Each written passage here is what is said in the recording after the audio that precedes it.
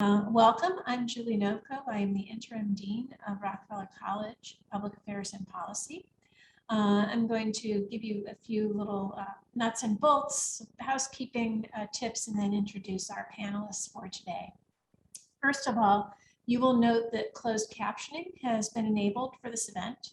So everyone should have access to the text either at the bottom of your screen or through the chat box. We can share this information in the chat for anyone who needs to reference it later on. Please note that the entirety of this session will be recorded for folks who were not able to be here with us live today. Once we move into the Q&A portion of the event, we will ask that you put your questions in the chat box since we have too many people for me to be able to see everyone as you're raising your hands. If you would like to ask a question anonymously, you can send that question directly to me or to Renee Wallingford or to Kelly Hammond. Alternatively, if you do use the raise your hand function in Zoom, I can call on you in the order in which that function is used.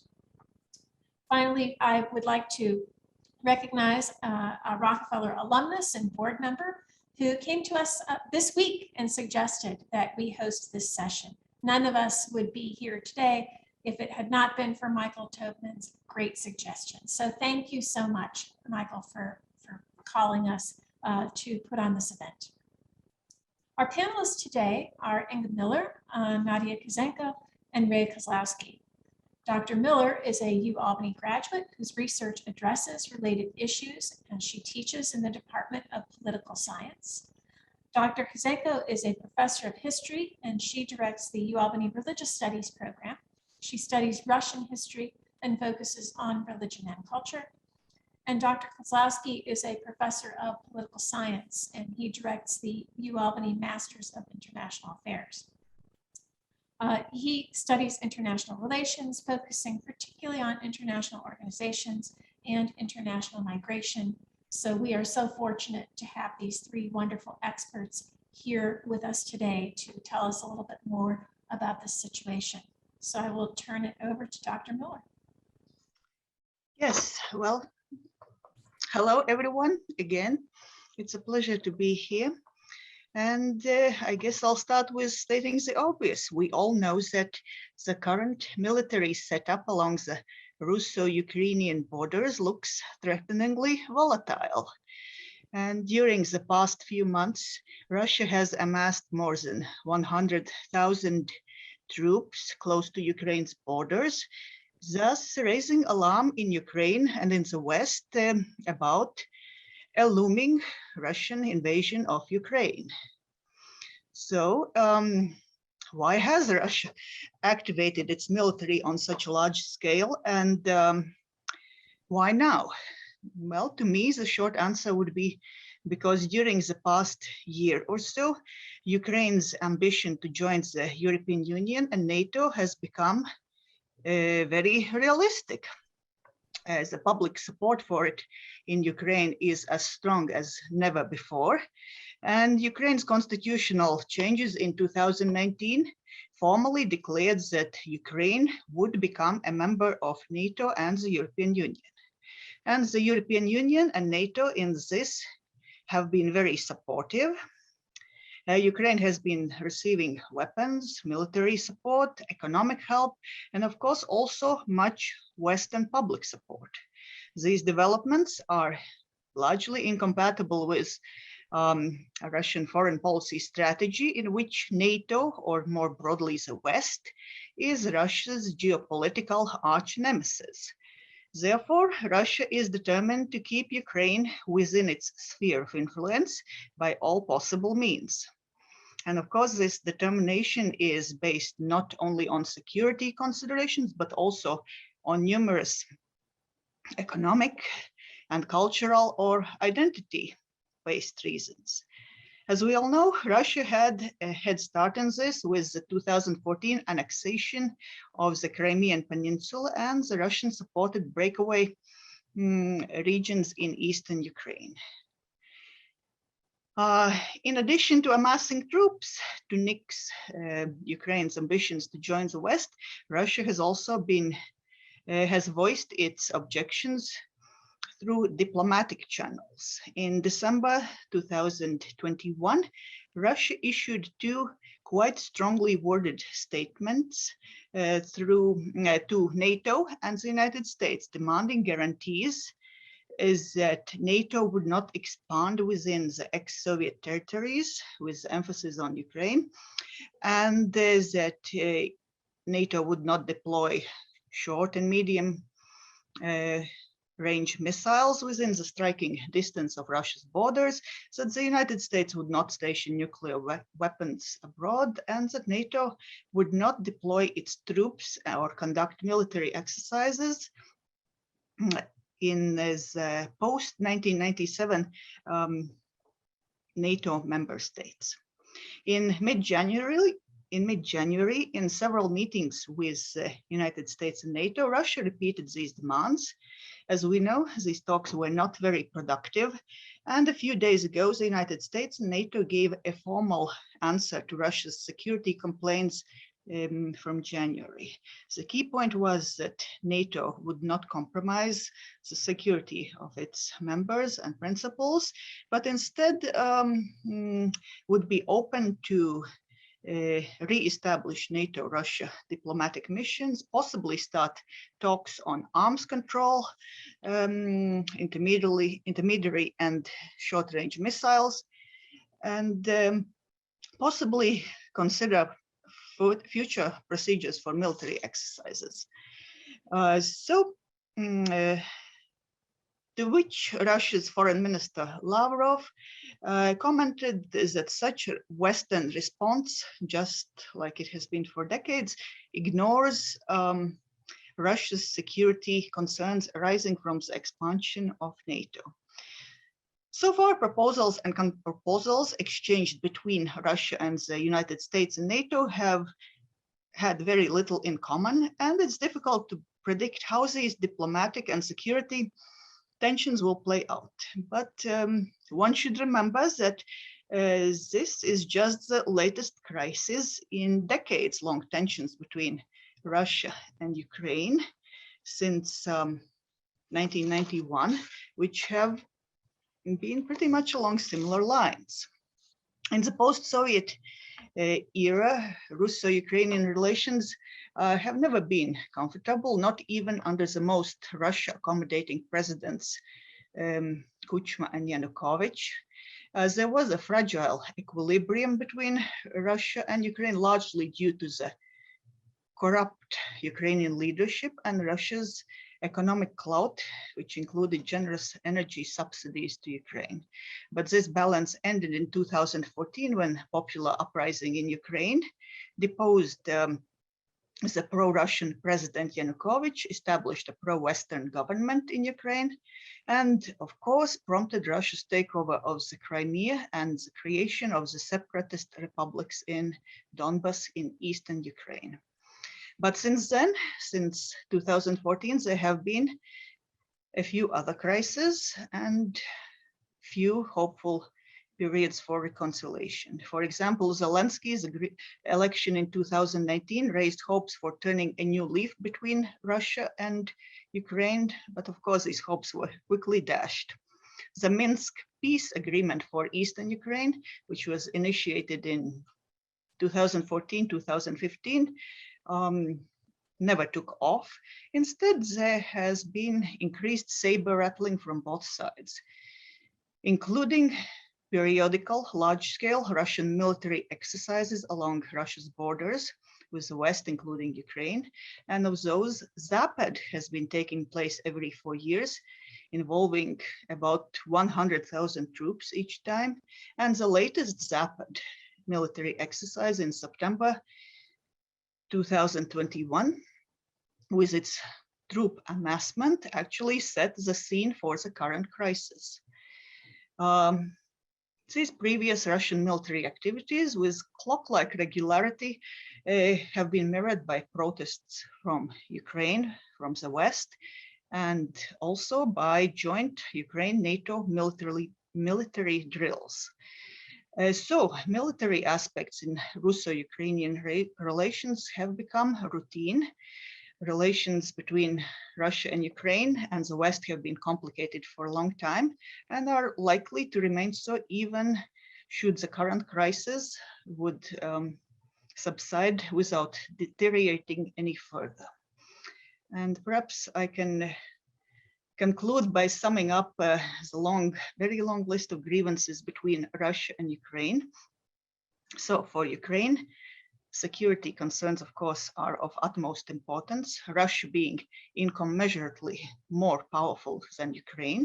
And as Russia has annexed and established control over parts of Ukraine, Ukraine sees it as a proof that the only guarantor for Ukraine's security from Russia's further aggression is NATO.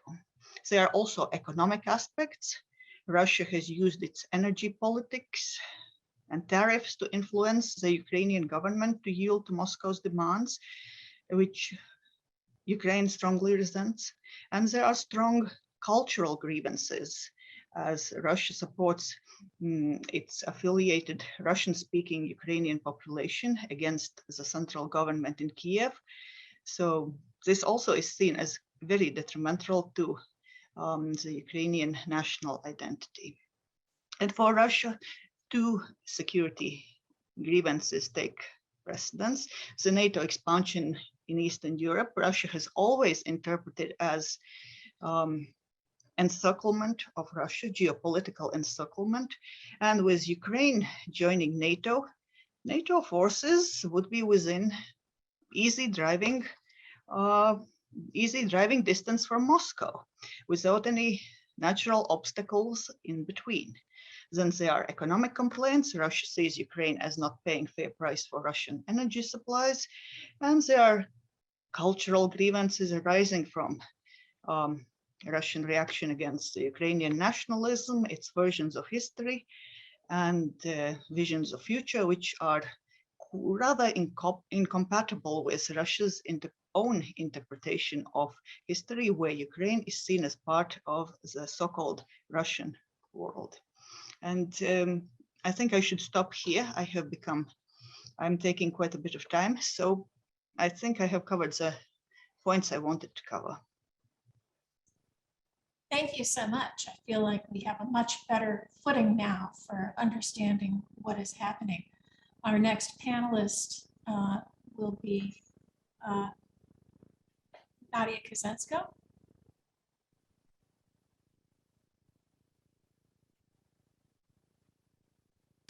Hello, can everyone hear me? I will take that as a yes. So, ladies and gentlemen, you're about to hear the difference between a historian and a political scientist in talking to you about what is happening in Ukraine. And I would like to address, first of all, what the assumptions are that underline Putin's and the assumptions of many Russians, and also the assumptions that lie beneath those of many Ukrainians.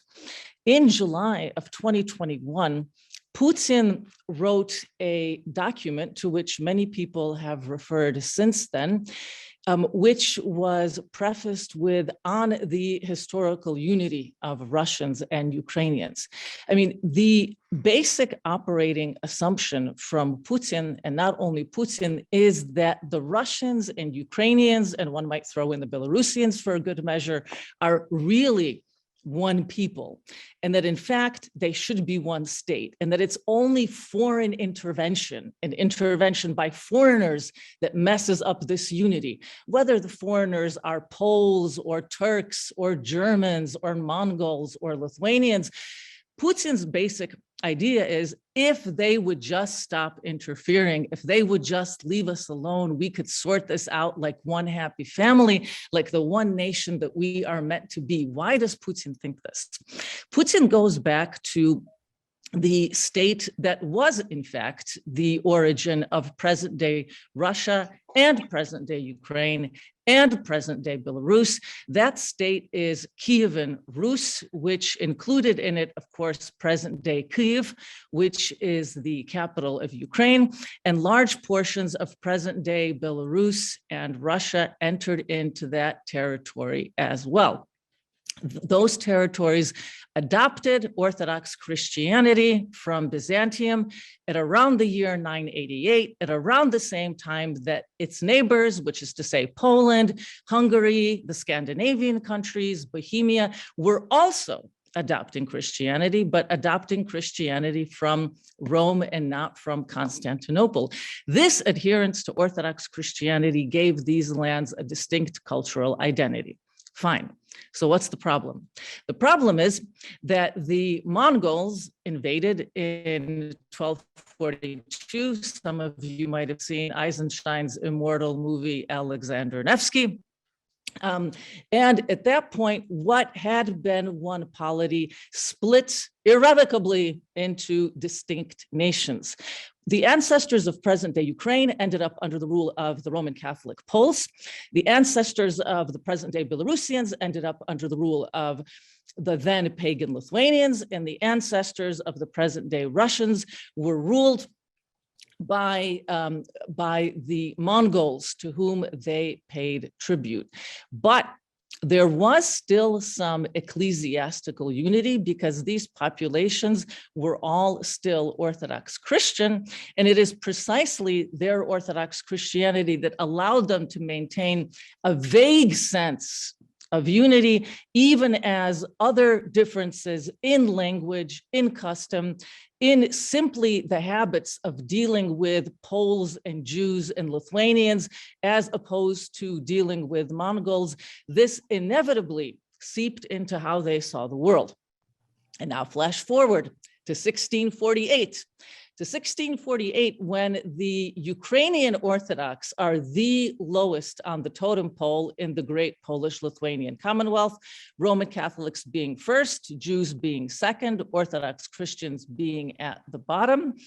And a Cossack named Bohdan Khmelnytsky stages a massive rebellion in which he goes after Polish Catholics, he goes after Jews, and ultimately after this rebellion fails, Khmelnytsky appeals to the Tsar of Russia in 1654 saying, okay, can you take us in? And the Russian Tsar, it must be pointed out, did not respond with wild enthusiasm because Muscovy has just been through the time of troubles. It has just been occupied by the Poles and the Swedes. It has its own issues, but finally they say yes. Why do they say yes? In part because there is a vestigial sense of some common unity, but also, and this is not insignificant, because there is a large amount of Orthodox clerics from what is Eastern Ukraine and from Kyiv, who themselves appeal using the rhetoric of unity to the Tsar of Russia. And I want to stress this because there is, in fact, the clerical Orthodox Ukrainians, not Russians, they are the ones who came up with the language of the three peoples. They are the ones who came up with the language of the common people because they were pressured by Polish Catholics in particular. To make a very long story short, the Russian Tsar finally says, yes, there's a great deal of debate about what terms the Cossacks had in mind. There's certainly very little evidence that they had in mind being entirely swallowed up by the Tsar of Russia, although that is in fact what happened. And from that point onward, a large proportion of Orthodox Ukrainians, and in particular Orthodox Ukrainian clerics, did feel genuine loyalty and brotherhood with their Russian rulers. But there was also a significant part of Ukrainians who had in fact adopted the authority of the Pope of Rome and were never in the Russian Empire, but were under the Austrians. And so therefore, for those Ukrainians, the ancestors of today's present day inhabitants of Western Ukraine, Russia was no question an alien force. Russia was no question a Russianizing force. But until 1917, and especially in the 19th century, the Russians became increasingly aggressive about clamping down on any manifestations of Ukrainian identity that they saw arising. Okay, so after 1917, when there is a revolution, Ukrainians faced three very different choices. One choice was to become an independent state. One choice was to become communist part of the Soviet Union. And one choice was to wish nostalgically for the old Orthodox Empire.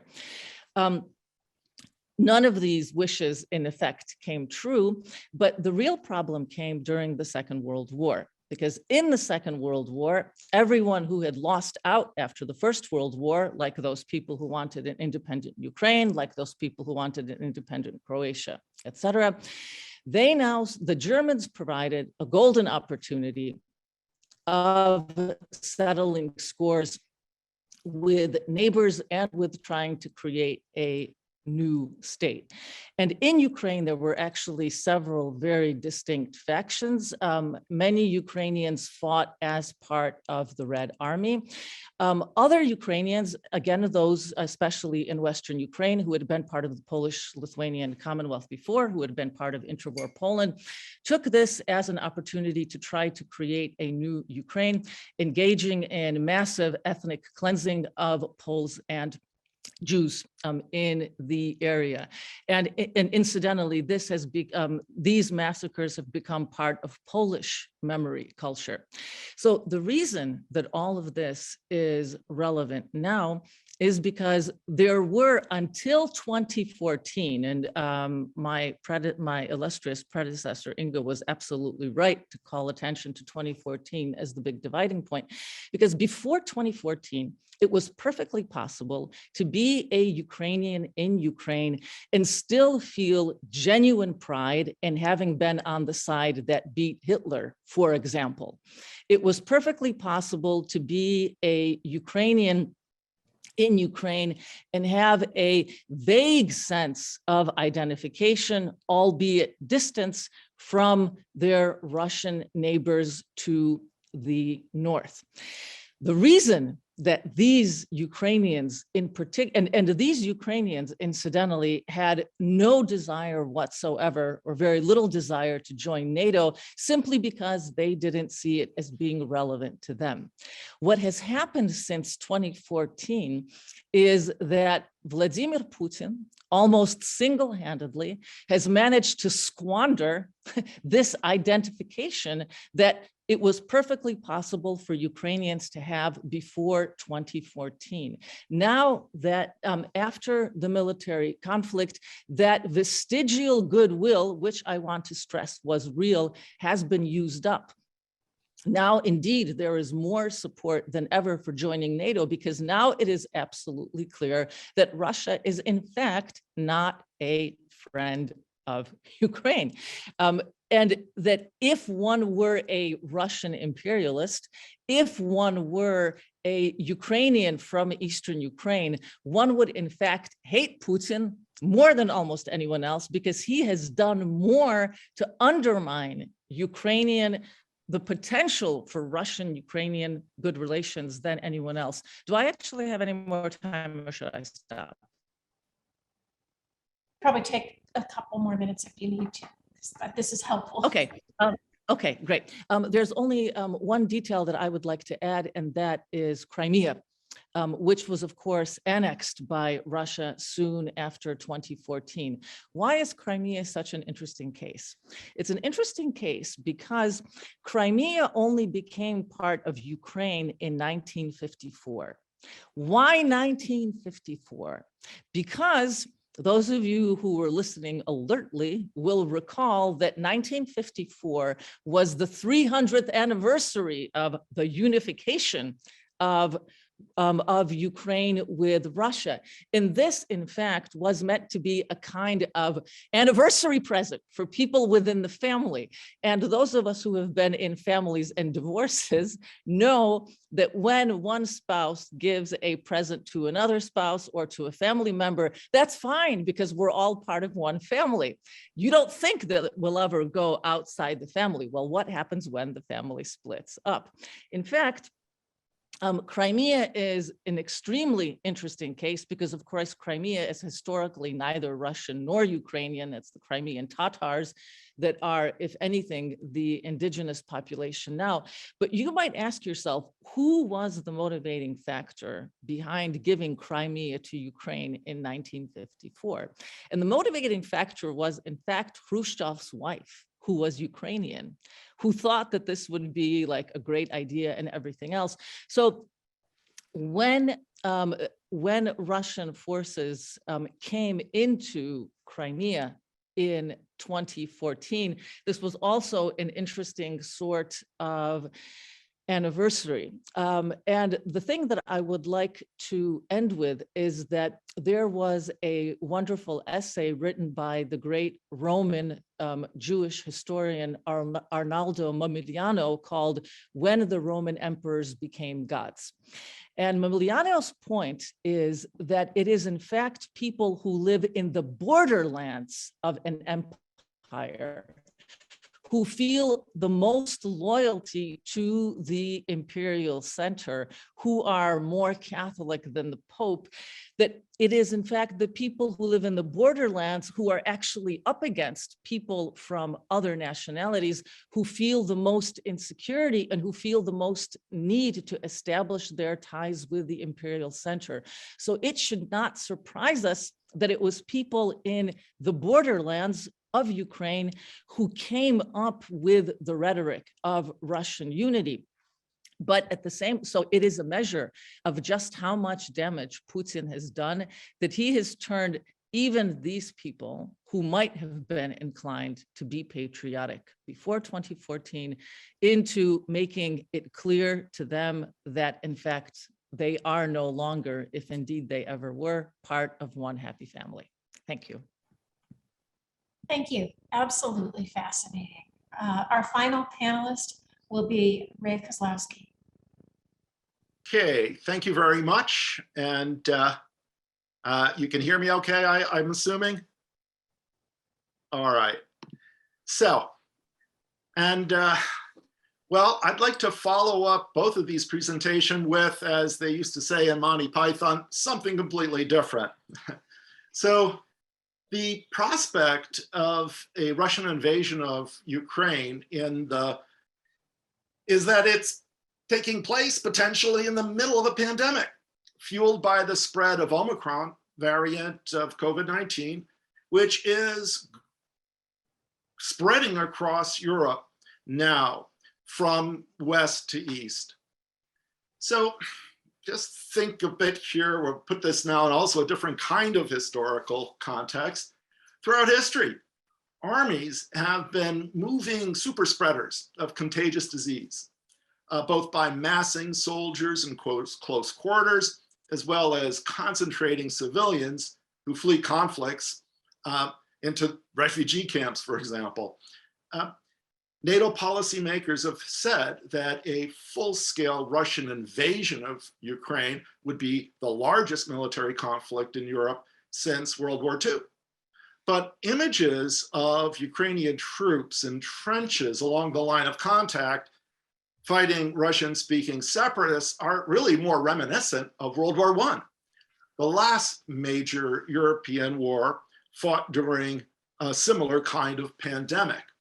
Now, historians of the 1918 flu believe that it was most likely started in Haskell County, Kansas, and the first major outbreak occurred among soldiers mustering for service at Fort Funston in Kansas.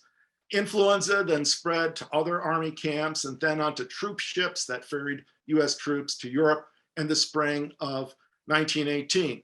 flu soon broke out in the French, British, and German trenches and barracks. And well, it's hard to say what the impact was overall, because the lack of the kind of data that we now have about diseases.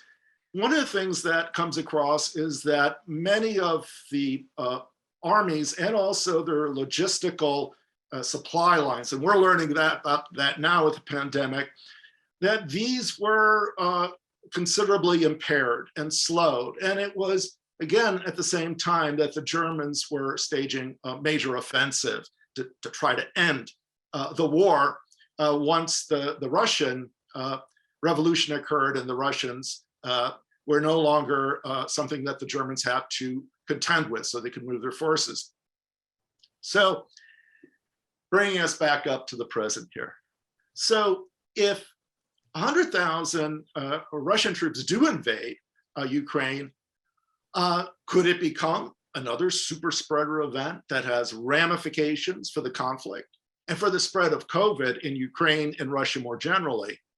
Now, both countries have not performed particularly well with respect to responding to COVID-19, particularly with efforts to minimize deaths. You know, much has been said about how poorly the US has performed compared to other countries, that with just 4.2% of the world's population, the US accounts for 15.6% of the world's deaths from COVID. So in effect, the percentage of deaths being greater than the percent of world population is by a factor of 3.7. Now, Russia has 1.8% of the world's population and accounts for 5.7% of COVID deaths worldwide. So the percentage of deaths exceeds the population by a factor of 3.6. They're doing a little better than we are. But Ukraine is doing even worse than the US. Ukraine has 0.5% of the world's population and accounts for 1.9% of COVID deaths worldwide. So the percentage of deaths exceeding population is by a factor of 3.8. Now, one reason for this gruesome statistic is vaccine hesitancy. Only 33% of the Ukrainian population is fully vaccinated. This is the third lowest vaccination rate of all European countries, only exceeding that of Bulgaria and Bosnia. And this can partly be attributed to Russian disinformation campaigns, which are part of the hybrid war that Russia has been waging against Ukraine since 2014. Now, if we look at the current situation, although the daily average number of COVID cases per 100,000 over the past 7 days is only 46 in Russia and 48 in Ukraine, it is much higher in neighboring countries. 259 in Lithuania, 192 in Slovakia, 154 in Hungary, 152 in Moldova, and 109 in Poland. And all of these case numbers are increasing every 14 days at triple-digit rates, which is also the case for Russia, increasing at 282%, and Ukraine at 289%. Now, it's been said that Putin is waiting until February to invade, because that's when the ground will be optimally frozen for invading tanks. Now, given that the Omicron variant has been moving eastward, and this wave of the COVID-19 has only peaked in the UK, Spain, and Italy, the peak of the Omicron wave may coincide with the optimal weather for invasion in February. So, thinking a little speculatively here, what would happen if 100,000 Russian troops do invade Ukraine in the middle of a COVID wave? Well, the Russian military would quickly defeat the Ukrainian army as expected, and then seize Kyiv, and then, well, in that case, have to occupy the country and deal with caring for large populations of refugees and displaced persons, while at the same time quelling a likely insurgency. And this would all take place in the context of increasing COVID infections, overwhelmed hospital and medical staff incapacitated by COVID. We know a little bit about that from our experience in the last few months. Such a scenario is also prone to spreading contagious disease, including back to Russia, with returning sick troops and possibly Russian-speaking refugees from the Donbass region. Alternatively, Russian policymakers may consider COVID in their calculations, and they may opt for more cyber operations and air support for Russian-speaking separatists in the Donbass rather than in-person fighting, which puts their armies at greater risk of infection. Now, Germany has been criticized for not offering weapons to Ukraine. We've seen this over the past week and all of the discussions about NATO unity.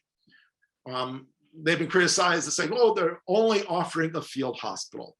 Well, you know what? They may be onto something, but not just hospitals. It would be good for Germany and perhaps a few of the other NATO allies to get several million doses of mRNA vaccines into the arms of Ukrainian soldiers, medical staff, and the general population, which may provide much greater support than more ammunition and weapons. Thank you very much. Thank you. Very useful additional perspective on this very thorny problem. We have a number of questions in the chat, so I'm just going to start with the first one, which is from Kevin Bronner, who's asking about large armored vehicles. How many does the Russian army have near Ukraine, and how many do the Ukrainians have to counter them? What is that military balance looking like?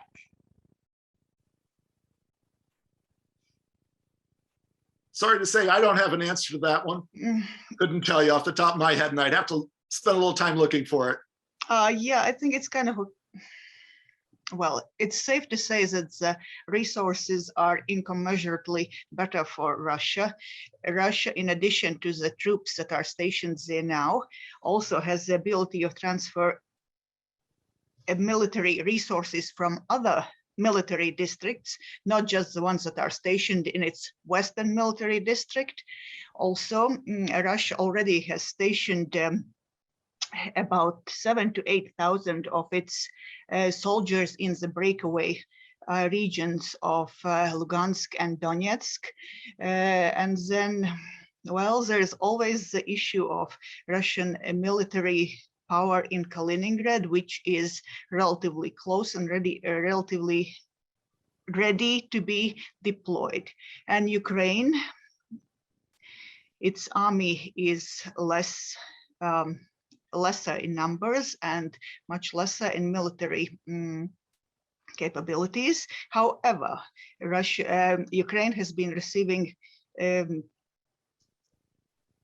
considerable support, military support from NATO, which is perhaps not in numbers of troops, but in numbers of military advisors and the best military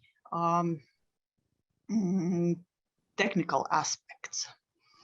And what's important, Ukrainians seem to be, how to put it, mobilized to fight. They are ready to fight. There have been recent fervent public rhetoric about how should Russia attack. In spite of this overwhelming military superiority of Russia, Ukrainians are ready to create National Guard and really respond swiftly. But as for exact numbers, there have been already numbers available, which I'm afraid I don't remember exactly. Thank you. I think that helps us with the context here. We have another question from Kara Pangburn about the economic impacts of the conflict. She's asking specifically about coal as a potential driver of Russia's interest in this case. Will a fight for natural resources cause an international economic crisis?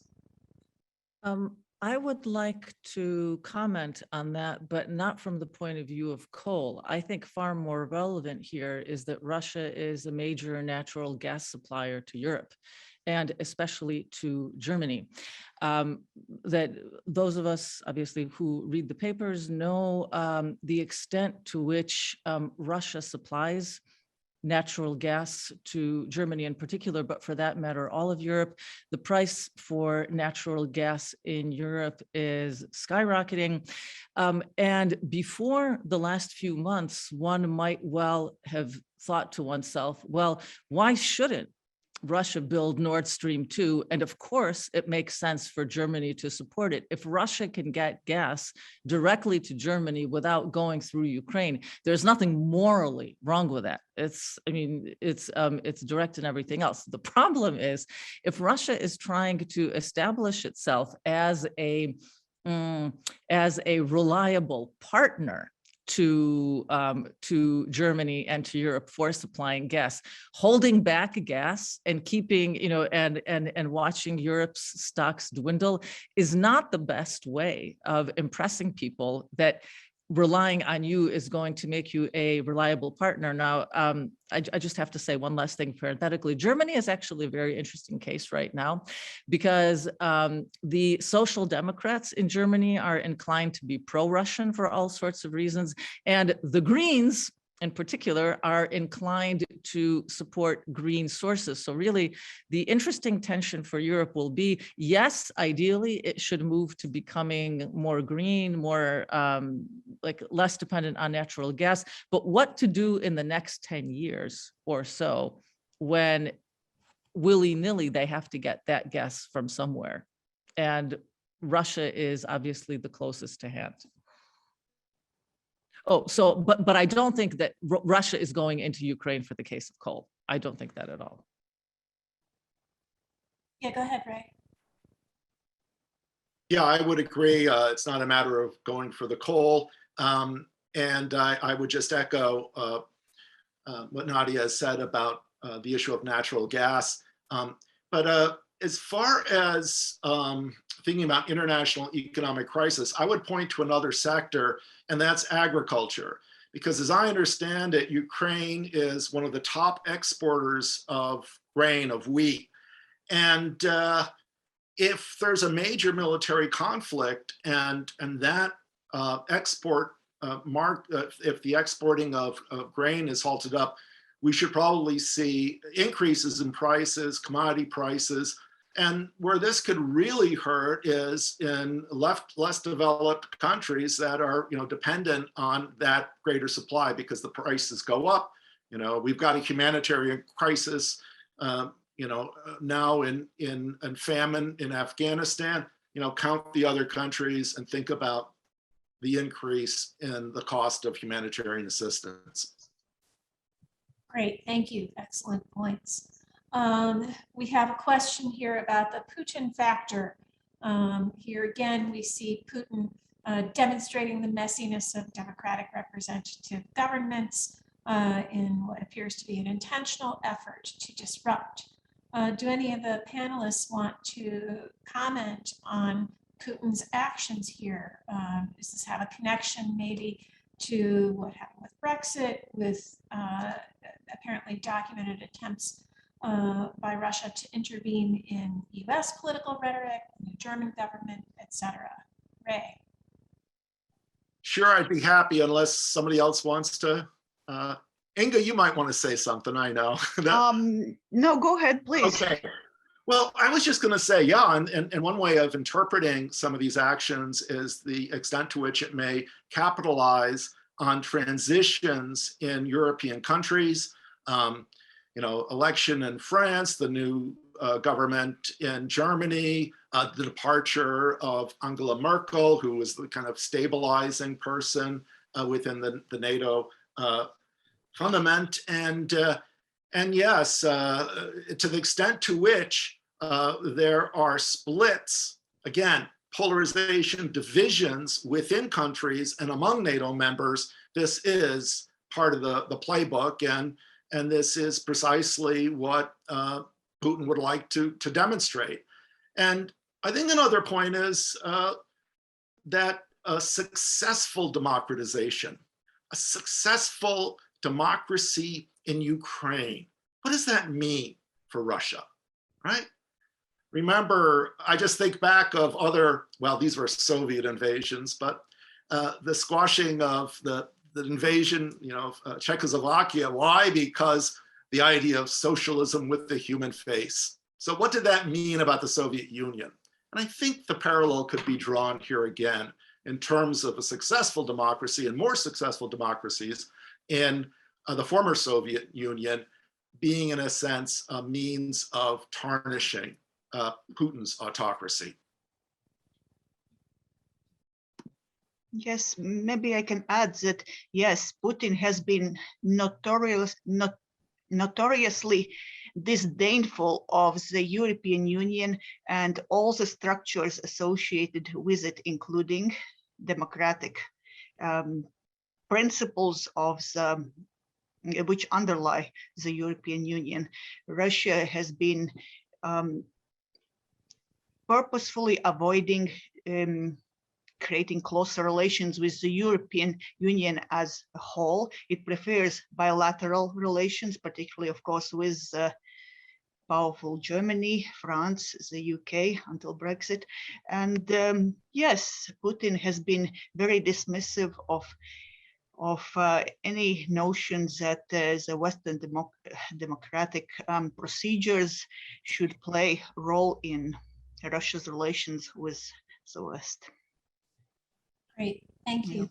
We have a couple of questions in the chat that are asking what options are available to the US, to the EU, to NATO.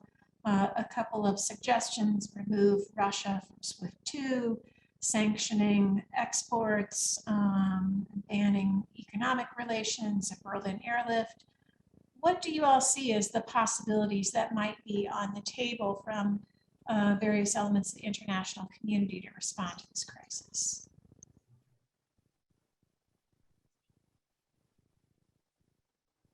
Well, I would like to say that in spite of the headlines, well, NATO is not really quite as monolithic in its response to Russia as it might seem.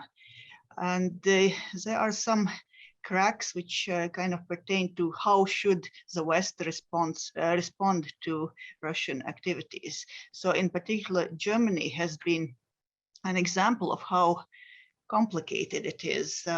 Germany, a member of both the European Union and NATO, has had very distinct voice in regarding how the West should react toward Russia, and its economic interests, as Nadi pointed out, are very strongly intertwined with Russia. So the natural gas pipeline Nord Stream 2, which has been put on hold, even though it is ready to go at a moment's notice, in the light of gas prices, is likely to be probably to be revived. And it's an umbilical cord between Russia and Germany. Germany and the European Union need Russian gas, and Russia needs to sell gas.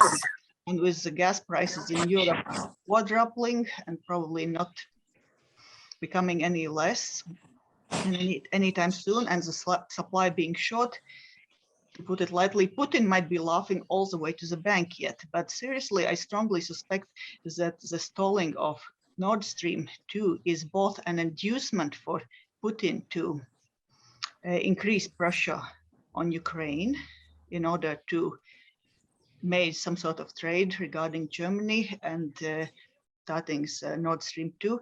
And also it's an inducement not to overplay Russia's hand by starting military invasion, which would force Germany to ask for stricter measures. And I think that Germany has been a strong advocate of economic sanctions, including SWIFT, which would really curtail Russian financial options internationally. But Germany has been quite resolutely against extended military response against Russia. Oh, there was actually a great example of how split and how well complicated Germany's position is regarding Russia. Just last week, a very high-standing German military openly talked about need to appease Russia by showing some respect. He was forced to resign with ignominy, but Russia has refused to send weapons to Ukraine, prevented German-made weapons from Estonia to be sent to Ukraine, even though the United States gave it green light. And in the past, Germany has stopped Ukraine's pathway to NATO, just like it did with Georgia in 2008.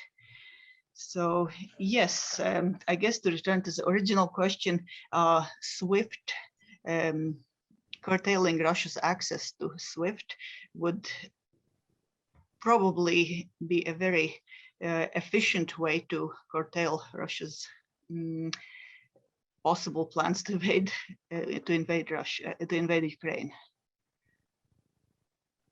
Yeah, please go ahead, Nadia. Yeah, if I might pick up on two things that Inga said.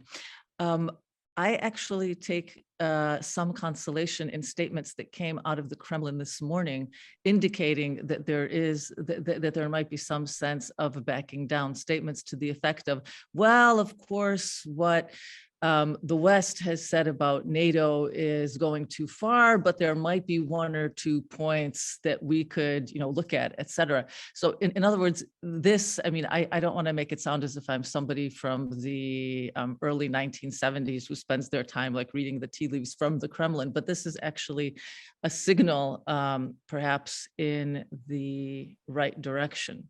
So, to pick up on also something that I see in the chat, indeed, this is aimed as much at Russian domestic consumption as it is at foreign consumption, and that the existence of a democratic Ukraine is indeed a threat to Putin and his friends, because it shows that there is a real alternative model, and that's, yeah. I just wanted to follow up on that a little bit. We've got some questions in the chat that are focusing more on the Russia side and the implications for Russia as this goes forward. Where is it likely to go? What about Georgia, for instance?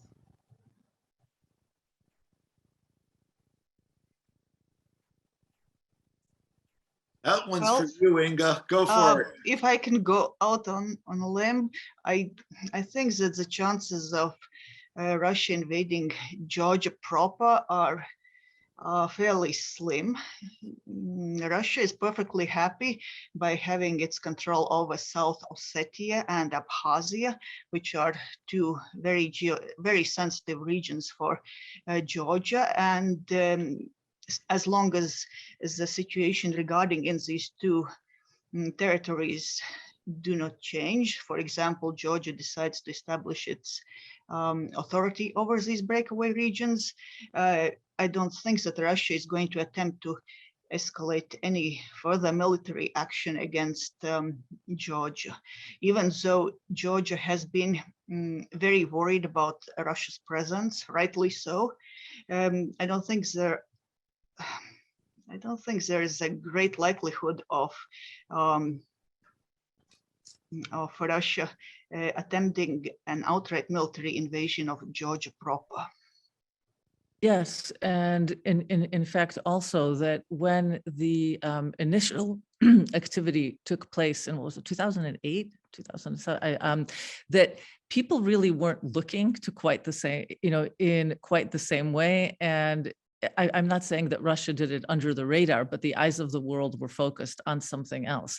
Now everyone is looking, and it just, I agree with Inga, it's extremely unlikely, I think. It is interesting to think through all of the different types of signaling that Russia is doing with this. Obviously there's the direct motivation of Ukraine, but also signaling internally within Russia and to other nearby states about their strength and their unwillingness to brook major changes. We have some more questions in here. A big one. Where do these attitudes come from? Why have these conflicts over time been so persistent? We have a questioner who seems so foreign, at least to me, in our modern world, that warmongering and expansion like this could be seen soon. It's still part of these leaders' thinking. I will say something very briefly, which is that I think that Putin and several other Russians were genuinely surprised in 2014 when there was not an outpouring of support on the part of the Russian-speaking population of Ukraine. I don't know where they got the idea that just because people spoke Russian, that meant that they would be automatically want to be part of Russia, and that it was, and that being a speaker of Russian implied that one was in some ways an unpatriotic Ukrainian. There were plenty of people in Ukraine who might have had various attachments to Russian culture or something else, but that did not at all mean that they wanted to be part of the Russian Federation and that they wanted to be in anything other than an independent Ukraine. And if anything, the events of 2014 have only pushed this further. But the idea that the problems between Russia and Ukraine stem only from outsiders still seems to be rooted in the way that Putin is thinking that, oh, the problem is coming from the rhetoric of NATO, the problem is coming from somewhere else. And in fact, the problem is coming from him. All right, we have just a couple of minutes left, so I want to give our panelists each a moment to give some closing thoughts. You can draw from the chat, or you can just tell us what you think we all need to know about the situation before we leave. So we'll go in reverse order. I'm going to pick on Ray first. Okay, I think I'll pick up, there was a question here. This is, I joined the panel late, okay. But why is President Biden decisively stating that Russia's attack on Ukraine is imminent? And the Ukrainian president does not seem to agree with President Biden. This is some of this different perspective that we've seen. What I think, and I would just draw attention to a bit that I guess both Nadia and Inga have expressed, is that, you know, these tensions are not new. And, you know, since 2014, there has been a hybrid war occurring all these years, all right? The Russian military intelligence and the military has been conducting, literally training in cyber warfare and information warfare on a continuous basis. There has been support, again, the little green men, et cetera, that we hear about. So in a certain sense, and there were mobilizations. You know, last year there were mobilizations too of troops, right? So it's just in a sense that this has been ongoing, but for some reason, you know, the West is listening and paying attention. Now we might know why, for example, the previous administration wasn't paying attention, right? Because we saw the some of the interaction between former President Trump and Putin, all right, at summits. So it may be simply that we've got a different, because we have a different president who has a more traditional foreign policy stance of the United States and is open to looking at things differently. Perhaps the United States foreign policy elites have really opened their eyes to what's been going on for some time. Thank you. Nadia. I put into the chat the best article that I've read about this in a long time, something by James Meek in the London Review of Books called "Did I Invade? Do You Exist?" I recommend it to everyone who is interested in the subject to read further. The point that I would like to stress is that indeed, the president of Ukraine, and strangely, people in Eastern Ukraine in particular, are at least projecting an atmosphere of being less worried than people in Western Ukraine, who are paradoxically furthest away from where the conflict would be if it happened. And part of it is, as Rey says, simply because there actually has been a war going on for some time. And the president of Ukraine, as does the leader of Russia, as does the president of the United States, he has to balance his domestic policies, his domestic constituencies with what he says outside. And indeed, that the Putin and the Kremlin, I would say, from a military point of view, they would, of course, almost certainly win if they came in. But more to the point is, they have already lost culturally. And that is the consequence that they will really be facing going forward. So if that was what they wanted to do, they succeeded. Thank you. Inga. Well, I guess I would like to re-emphasize that perhaps in the Western policy regarding Russia and Ukraine, one should emphasize nuances, pay more attention to nuances. For example, solving Russia's conflict with Ukraine, perhaps we should permit to separate the issues of the Crimea and the issue of the separatist regions in eastern Ukraine, even though Russia is vehemently against the separation of these two issues.